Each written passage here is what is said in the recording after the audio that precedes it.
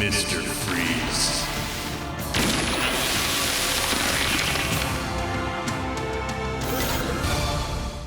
Some characters are, there's not a lot there to work with in their original state. In the comics, with Mr. Freeze, we had a kind of a cool name and a guy in a walking refrigerator.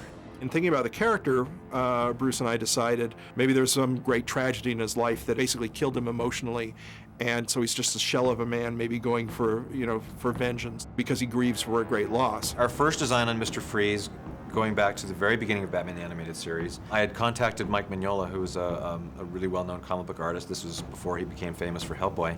And he came up with this really, really severely retro-looking Mr. Freeze design, which looked like this old-school-looking, almost robot suit.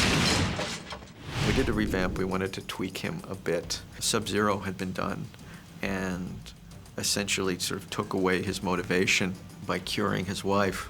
So we kind of decided to cut off his head and make him a robot. So we thought if we were going to bring Mr. Freeze back again, we had to give him all new motivation. It became about the fact that he's separated from his wife now. She's alive, but he's a monster now, and he can never be with her. So it became all about him just hating everybody and hating everything and destroying everything that everybody loves, so that they could feel the same amount of pain that he feels. I thought this was all good stuff. This was all good story material. And of course we had to go back and redesign his costume again.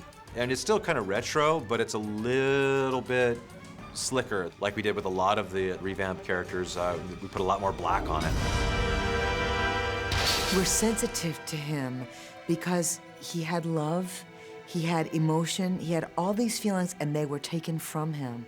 And he so desires to have them back, and yet has no capability to actually feel them. Up until the time we were doing Batman Beyond, we were always found a different way of going with him, and it was always fun to revisit Mr. Freeze and see what he was up to.